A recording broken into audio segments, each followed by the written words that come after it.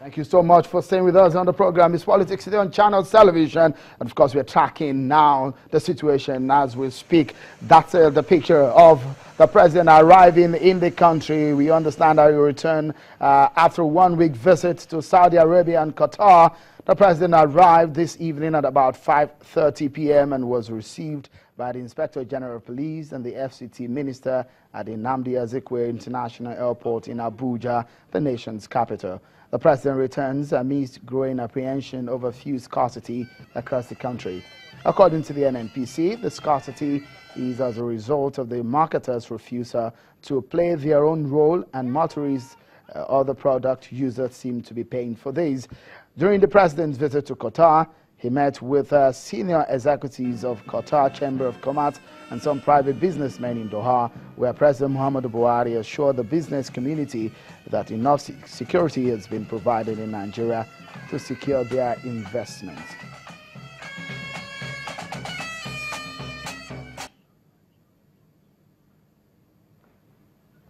Of course, the statement made by the president in Qatar is one that's generating the conversation here on the program. You also can be part of it. Just go to Twitter and tweet at us, #PoliticsToday, at CTV Politics, and also at Sheon Walking. Let me bring a former presidential candidate of the NCP and a social commentator, Mr. Dele Momodu, joins us on the line. He's in Lagos. Thank you so much, Mr. Momodu, for staying with us on the program. Let me start by asking you, you've gone to that point as a politician, being a former presidential candidate of your party, and knowing that when you make promises to people or to Nigerians or to voters and coming into government and trying perhaps to make a U-turn on some of the promise, especially as it affects indigent people or people that are unemployed. How does it come across? For example, the president has said the 5,000 stipend to be paid to unemployed Nigerians may not be realistic. Thank you, Sheon. I think the usual problem is reality is always different when you get into power from when you are in opposition. I think the problem now is that of communications, and the president would have to do a lot of explaining to the Nigerian public, especially the youths who voted because of very great expectations.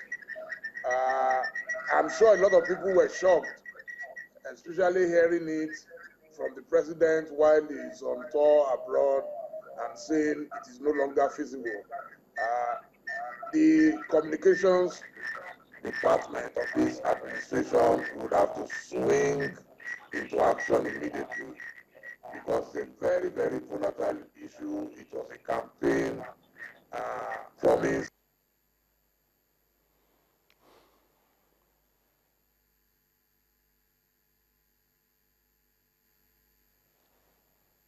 We'll come back to you in a moment as soon as we're able to resolve those audio issues. But then let's take a moment to go to Abuja, where Mr. Ben Nwosu, a political analyst and a lawyer, joins us now. Thank you so much. Good evening to you. Tell me, at this point, campaign promises and economic realities seems to be there seems to be conflict there, and the president has come out to say, my priorities may be different from what we promised you. What do you make of that statement? Well, it is a very disappointing development, because in politics, votes are cast, elections are won and lost on electoral promises. And like you know, it is a social contract. Pactum sunt servanda. Agreements must be honored.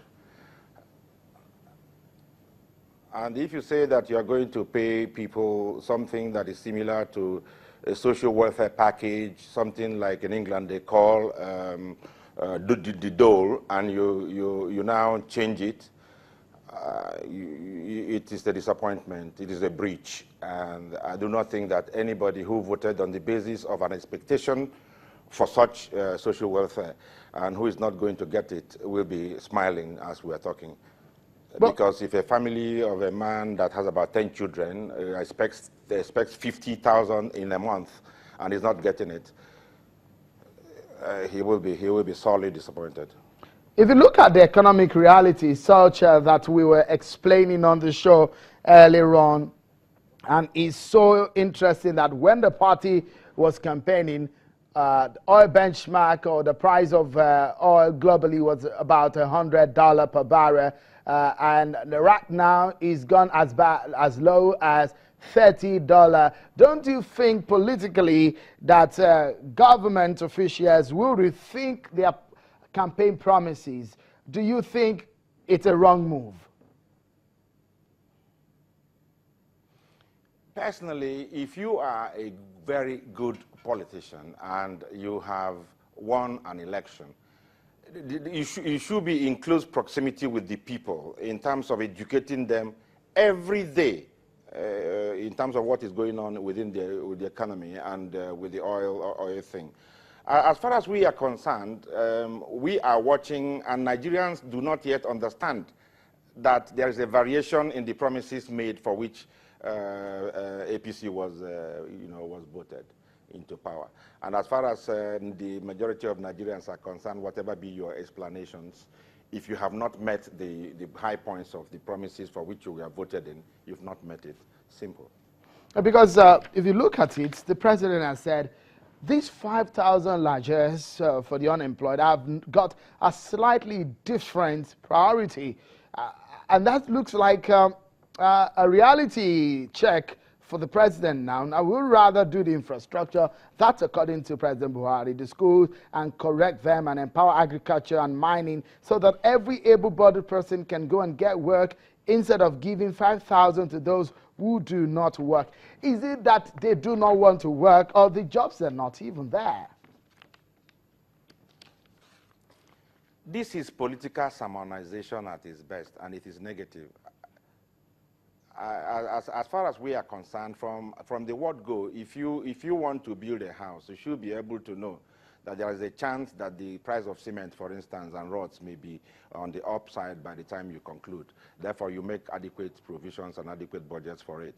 It is not a defense to say that the oil price is down or is going.